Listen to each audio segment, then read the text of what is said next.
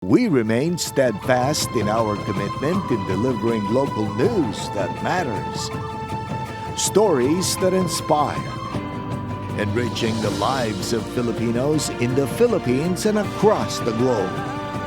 This is your GMA Regional TV. Buong puso para sa Pilipino. Ini ang GMA Regional TV Early Edition. Hi mga puso, good morning, good morning, good morning! Bugtaw na, you're watching GMA Regional TV Early Edition. Adlaw katasang Webes, September 21, 2023. Mga kapuso sa sininga adlaw sa itong 1972. Ginpaydalom sa martial law ni Anay Presidente Ferdinand Marcos Sr. ang pungsod, Pilipinas. Mga puso, martial law period ang ginakabig sa pila ka sektor nga pinakamadulong nga bahin sang kasaysayan sang Pilipinas. Apang pila naman ang nagadayaw sini. Mga kapuso, hibaloon na mga nagapangunang nga balita sa Western Visayas. Ako si John Sala, live dire sa GMA Iloilo Station. Damo balita sa buong adlaw. Ako naman yung kapuso Eden Prietos, live hikan diri sa GMA Bacol Station. Dala sa gihapon namon na madalag ko nga mga balita kay impormasyon nga dapat ninyo mahibaluan bangod local news matter. Tutok na, kaya rin ang pinakauling mga balita sa bilog ng Western Visayas.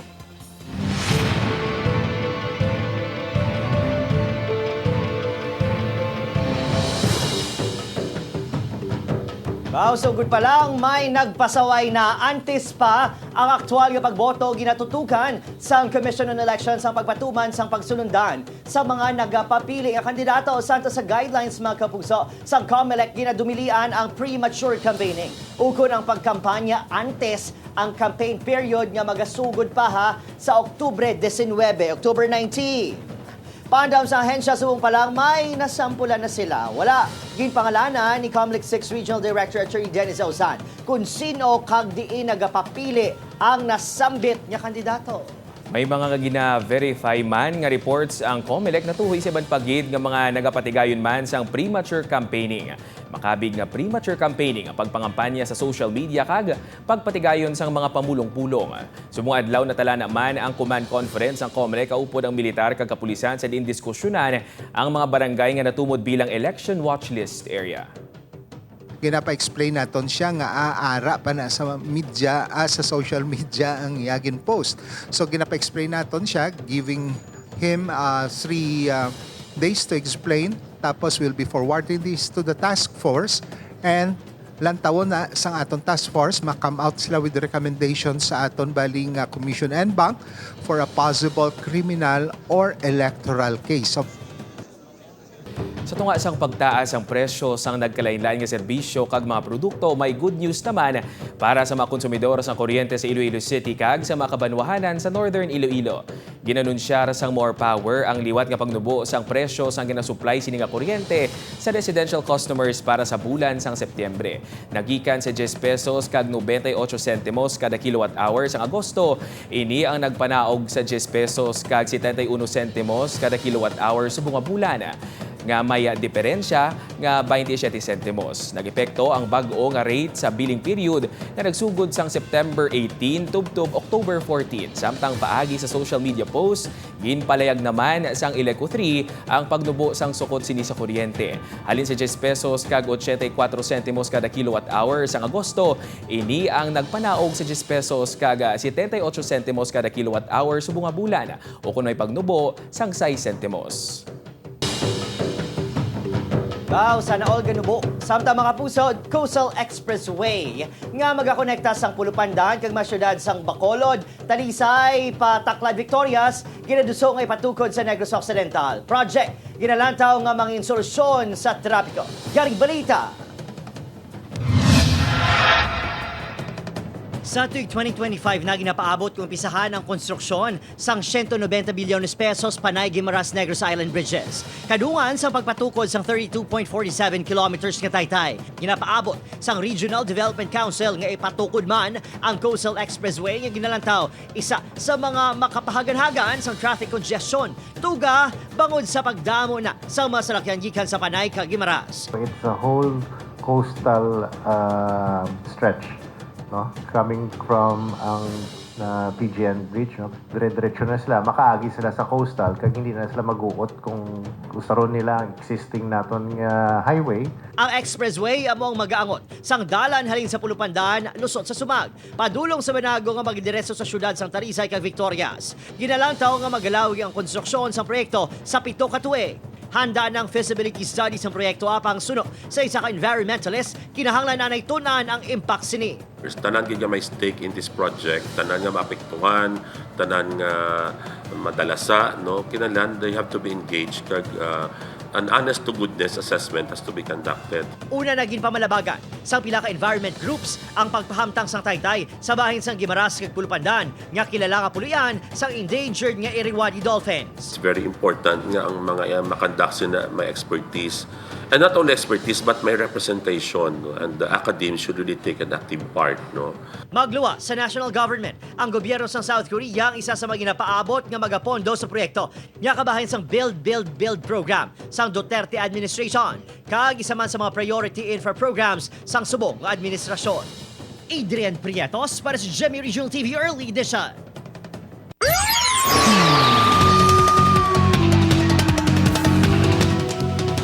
Mabuso 8 sa 47 ka nag-aligar na biktima sa ginapahayag scammer nga nagpasalig nga makasulod sila sa police service sa PNP desidido nga magpasaka kaso. Nakatutok Aileen Pedreso. Nagpadulong na sa talatapan sang Lacasiliana Municipal Police Station ang 8 sa 47 ka complainants nga ginapahayag na scam ni alias Beng. Pinaagi sa pag-inganyo sa mga ini nga maghatag sang dako nga kantidad, ini nga mag-file sang kaso. Bato kay alias Beng kag Lacasiliana SB member Donato Dumagit. Magpapal na po kami ng complaint laban sa kanila. So, ang pagkulang po sa kanila lumabas na lang po sila para yung case na isasampan laban sa kanila. Nagapanawagan naman si Mayor Rumayla Mangilimutan nga tubangon ni SB member Dumagit ang reklamo batok sa iya. Gina-urge na siya nga magpakita. May tinsuti ko hindi mag-siya guilty ng atubang niya. Nagpasalig man ang alkalde nga buliga ng mga nabiktima. Samtang ginatutukan sang nokpo ang kaso, kag ginatumod kung may kapulisan nga imbolbado sa ginapahayag peke nga recruitment. We will run after you. We will file case against you. We will develop case against the suspect na natutupad sa ngalan ng PNP along the way. Aileen Pedreso para sa GMA Regional TV Early Edition. Ginkilala kay Private First Class Mars Echevarria, residente sa Kabangkalan City, Negros Occidental, ang soldado nga napatay sa engkwentro nga nagluntad sa tunga sang makatapos ang 82nd Infantry Battalion kag ginabulubanta. Napulo ka makatapos ang Baloy Platoon Central Front Kumiteng Rehiyon Panay sa Sitio Agdalusan, Barangay Hayobo, Lambunaw, Iloilo. Samtang naligar nga nagahingalan kay Marison Diaz ang bangkay nga nasapuan. Ini matapos ginkilala ini isang iya himata. Bangod sa natabo ginakabig sang militar ang lugar nga area of security concern sa maabot nga eleksyon. Apang pagklaro ni Lieutenant Colonel Javines, magadepende pa ang mangin klasifikasyon sini. So depende with the recent incident kung ano ang mapag-istoryahan sa RGP-SCC kung i-declare nila na red or orange area yung mga pipila ka mga barangay sa Lambunaw.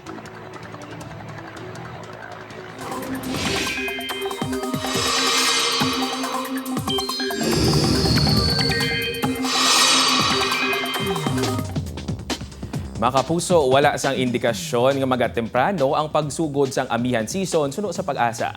Hindi man kuno mahambal sang pag-asa kung may magaluntad nga transisyon o kung amat-amat nga pagbaylo nagikan sa nagaluntad nga hangin habagat. Suno sa pag-asa, nagapadayon sa gihapon ng hangin habagat. Intertropical Convergence Zone ang nag-aapekto sa Mindanao.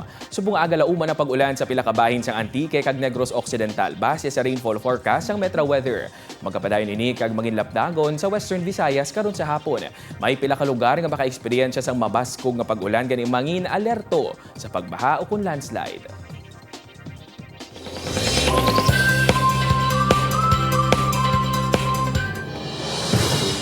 Mga puso, para naman sa aton nga globalita, 5 ka tawo patay sa enkwentro nga nagluntad sa tunga sa mga puwersas sang Azerbaijan kag Armenia. Sa US naman, isa sa mga moderno nga jet fighter sang US military nagtibuso. Nakatutok Julius Bilacaon.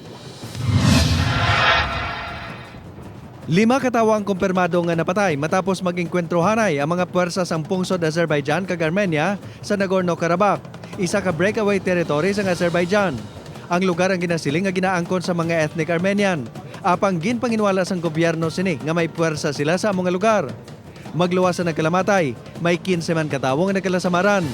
469 naman ka mga tawo ang gin-evacuate sang Russian peacekeepers sa among lugar. 185 sa mga ini ang kabataan.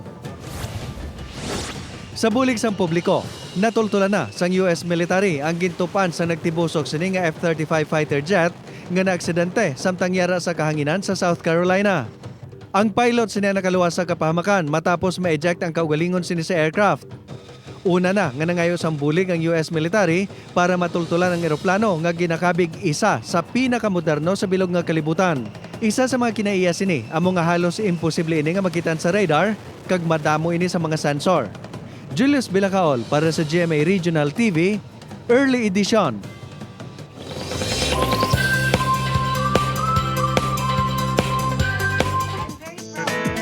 Mamiss gid kuno ni Megan Young kag Mikael Daes ang Royal Blood. Gani sa isa ka interview, gin-share nila ang pila ka unforgettable moments. Sino kay Megan may times nga bisan seryosong scene nila ni Mikael, nagakadlaw sila rason nga nagakakat.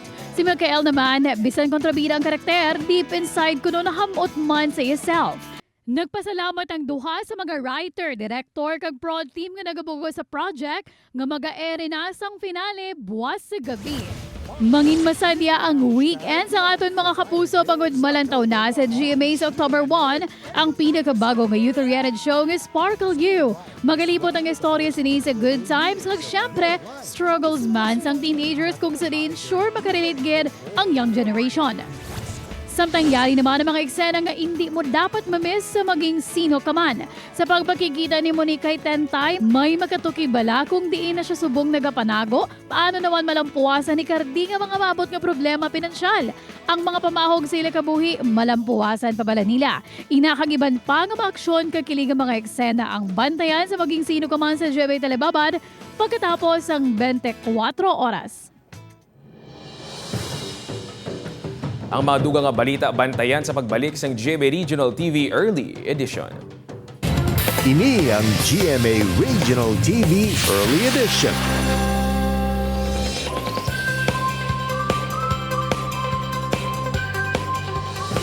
Edukasyon ang pinaka-epektibo nga palagyan para malabot ang handom nga pagsanyog. Apang hindi naman lipod sa kanaman nga magasto ang pagkuha sang kurso ilabi na gid sa mga pribado nga kolehiyo kag universidad. Gani ang ginasaligan sa kanaman state colleges and universities nagamay ang balayran apang mataas ang kalidad sa ginatanyag nga edukasyon. Pero paano kung ginakulang naman sa pondo? Ang ginatawag Education for All, paano na?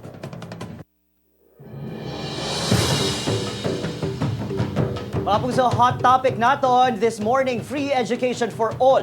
Paano bala ginapatuman sa tungasang limitado nga pondo kag kulang nga pasilidad?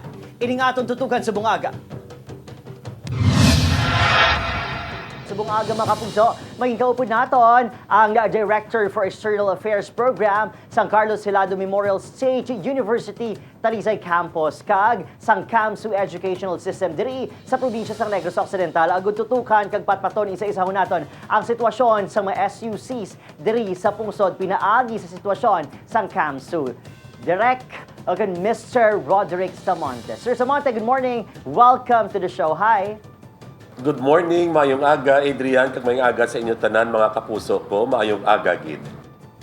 Mr. Samonte, ano ba lang natawag ng SUC? Baling pondo sa inyo bulutuan na nagikan sa ato national government nga ginapalusot, ginaisa-isa ka ginaideyahan sa Kongreso. Amoy na nga ang ato ni mga estudyante, makabig man naton mga scholar sang bayan.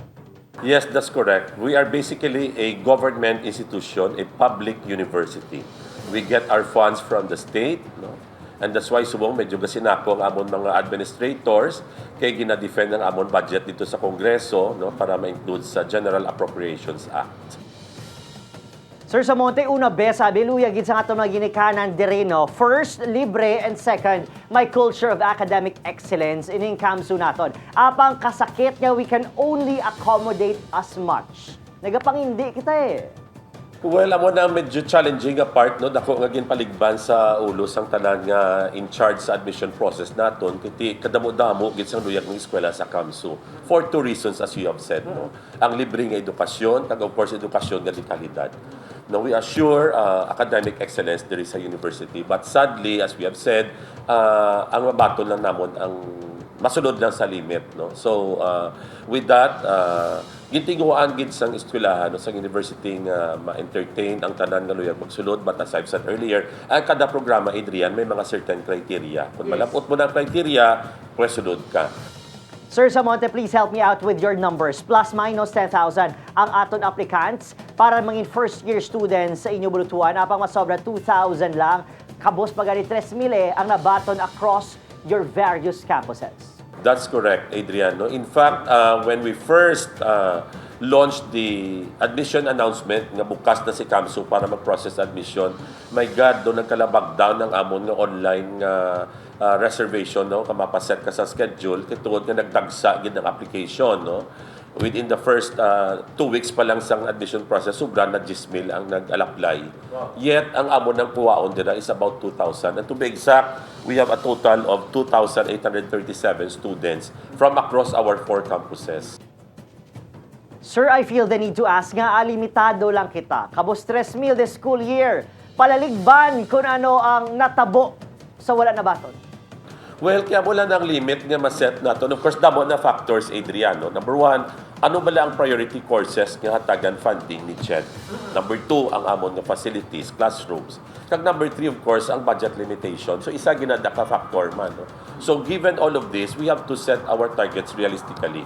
Kaya ang target is amo na. Ang range is about 2,000 to 3,000 na target. Ang 3,000 ako na nakatama. That's why we have to accommodate ang qualified din na makasunod. Sa aton mga ginikaana, nanay, tatay, the public in general, mga estudyante, should also understand nga hindi tungod nga pigado kung wala kwarta, makasulod ka na. You have to excel also academically. Ang good, mangin maayong imo posisyon bilang isa ka aplikante. Di ba, sir? Yes, kasubo gid no kon may ara balangan nagapakitluoy nga ma-enroll gid, masulod gid ti maiban nagagamba lang gid kami standby lang anay kay basic pa lang may ara pagid iban nga mag-withdraw at least kun ara kada naka-standby kamo bolos. Pero as we have said, we can only accommodate to a certain extent. We cannot accommodate really everybody. Of course, it comes so wala lang yan nagasiling nga sorry hindi ka na maka-enroll ng na cut off na etc. Gapangita man si Kamso paagi nga refer kami mga estudyante sa iban nga institutions. In fact, may partnership kami with the province of Negros Occidental through its Nulitsi program na gina-refer na mo dira ang mga estudyante nga naga-deserve. Bottom line of our discussion this morning, sir, I come to realize hindi gali tanan nga free mahapos kuhaon because syempre there is still cost to it.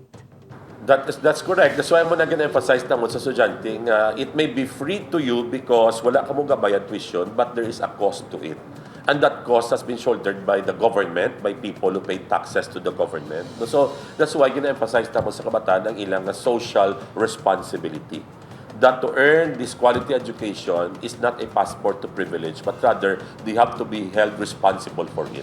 Tunagin nila sang maayo, kwaon nila ang degree nga gusto nila, ang diploma gusto nila malabot. Kag pag nakuha na nila, tinguha din sila makita sila obra. Kag way labot na makakita sila obra, mahimuon din sila nga kaayuhan para sa aton nga sosyedad.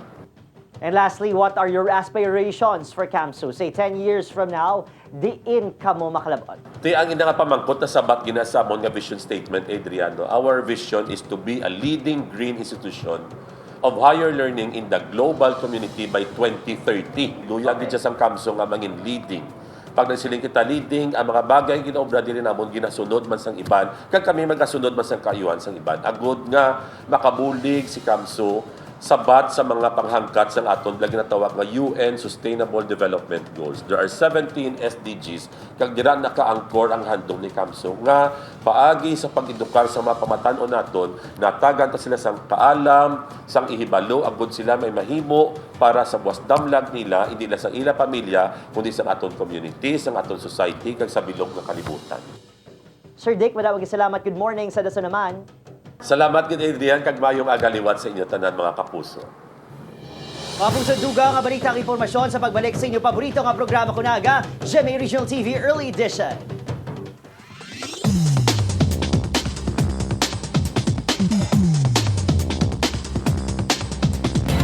Kini ang GMA Regional TV Early Edition.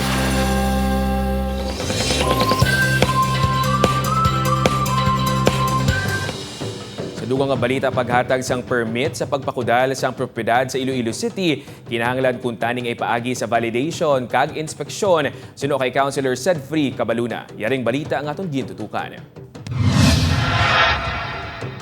Humane consideration. Ining ayo ni Iloilo City Councilor Sedfrey Cabaluna pagkatapos nga pila ka mga residente ang sulo sa iya daw kasubo nga nangin preso bangod ginpakudalan sang tag-iya ang ilang mga pribado nga lote sa syudad. Isa sa mga gintumod sini ang 11 ka mga pamilya sa Zone 3 Barangay Kutsero, Molo. Ang pagpatugod sa pader nga wala sang pasunaid kung may mga pumuluyo nga masaradhan, hindi pa ginawi sang isa ka sibilisado nga sa syudad. Ilabi na gid sa mga Ilonggo nga kilala nga mapinalangkaon kag mapainubuson. Ang baga nila, those who have less in life should have more in law. Nang panmankuno ni Cabaluna nga ang proseso sa pagkuha sang fencing permit santo sa guidelines sang Office of the Building Official, apang suno sa iya dapat antes maghatag sang permit check yaron anay sang city government kung may mga residente nga maapektuhan. Apang pagklaro sang obo hindi ilakip sa ila katungdanan ang pagpatigayon sang validation o on-site inspection antes nga maghatag sang fencing permit. During the issuance sang fencing permit or building permit, wala na nasulod sa among documentary requirements ang verification sa actual site. Verification kung building permit after na nasaya sang pag-issue naton sang occupancy permit kung gin-comply niya ang what is approved sa plano. Dugang pa ni Engineer Gostilo nga kung may mga nagapamalabag sa pagpatuman sang ginhatag nga permit, sarang sila nga makapalapit sa korte kag mag-secure sang temporary restraining order. Madumduman nga nagmatumato na lang ang mga residente sa Kutsero, Molo nga magpangita sang alagyan samtang ginapreparar pa ang ginakasugtan nga relocation sa ila. John Sala para sa GMA Regional TV Early Edition. Hoy, dikid magpatuga-tuga. Naglabo sa 48 ka masakyan ang gin-impound sa Land Transportation Office Bacolod sa ginkasasini nga malapnagon nga pagpangdakop halina September 11 tubtob September 15. Sa numero 40 ang traditional jeepney units, duha ang modernized jeepneys, 3 ka taxi sa ka van kag duha ka mga motorsiklo. Kalabanan sa mga gin-impound hindi rehistrado rason nya kinahanglan magbayad sang 10,000 pesos nga penalty antes magawad ang ila unit. Ang mabawing jeepney unit, 50,000 pesos ang balayran, 120,000 sa mga taxi kag 200,000 sa van. Ang mga driver sa modernized units nga wala na uniforme, ang ginpamulta man sang 5,000 pesos. Santo sa kasultanan nga nalakip sa Provincial Authority, agod makabiyahe. Kamo liyog da mga drivers na traditional man o mga modernized na. Magsukid palihog sa uniform basta nag-drive ka sa public utility vehicle no kay basi ma-timingan ka bla suri kasi kumilgid mo di dason isa pa kabagay namin gidyalan taon isa sa Bacolod being highly urbanized city ta di ba no hindi namin ginyag uniform. Ginkumpirmar sa Land Transportation Franchising and Regulatory Board 6 nga nagumpisa na ang pagbaton sa mga operators ang public utility vehicles sa fuel subsidy humalin sang Martes kag nahibaluan nga may ara sang 14,029 ka authorized units sa rehiyon o kung 2,555 ka mga operator ang ginsumiter sa central office agud nga ma-qualify sa fuel subsidy.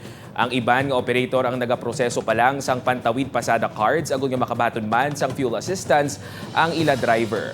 10,000 pesos para sa bordered PUV kag PUJ ang oko na UV Express, 6,500 pesos naman sa mga traditional jeepney, 1,000 pesos para sa tricycle kag 1,200 pesos naman para sa mga drivers ang delivery services. May separado man nga guidelines para sa tricycle kag delivery riders.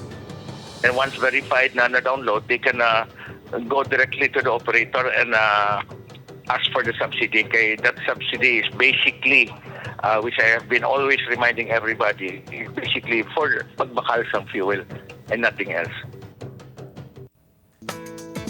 Ginpatigayon sang damlag lang ang book launch ang libro nga tagpo, Right Place, Right Time ni Dr. Florangel Rosario Braid.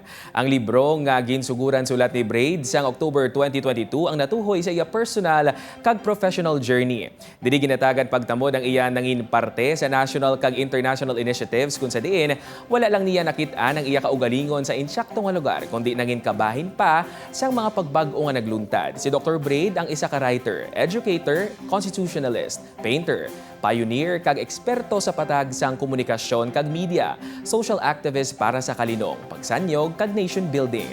Siya ang co-founder man sang Asian Institute of Journalism and Communication nga nagintukod sa pungsod sang 1980 kag isa man sa mga ginatawag framers sang Philippine Constitution. Ang proceeds sang mabaligyang libro ang igadugang sa scholarship fund para sa underprivileged youth and community journalists nga gusto nga magkuha sang kurso nga Bachelor of Arts in Journalism o kun Master of Arts in Journalism.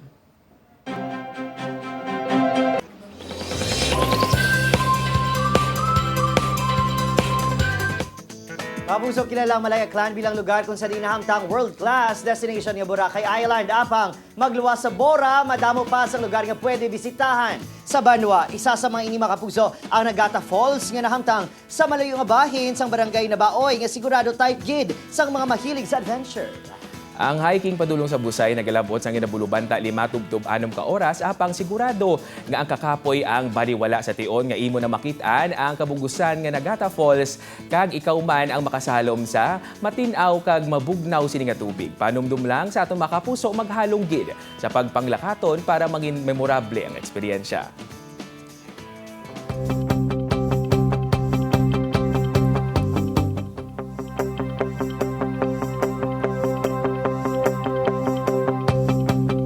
Diyan, magluwas siguro sa swerte ang edukasyon. Ang pinakamaayong nga salakyan para aton malabot ang pagsanyog, personal man ina, professional ukon financial. Insakto na Adrian, sinugan sa American writer nga si Karl Potter, education brings great changes in the lives of those who strive the most. Pero hindi tagid pagkalimtan nga kinahanglan man naton magtinguha para sa aton mga handom.